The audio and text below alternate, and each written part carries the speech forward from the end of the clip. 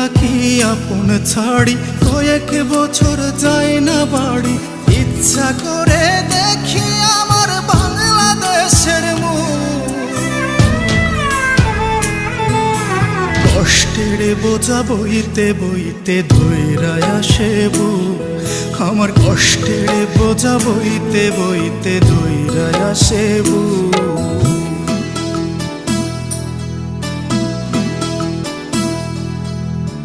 মা বাবা বউ সন্তান সবার মায়া ছেড়ে দূর প্রবাসে এসেছিলাম সুখের আশা করে।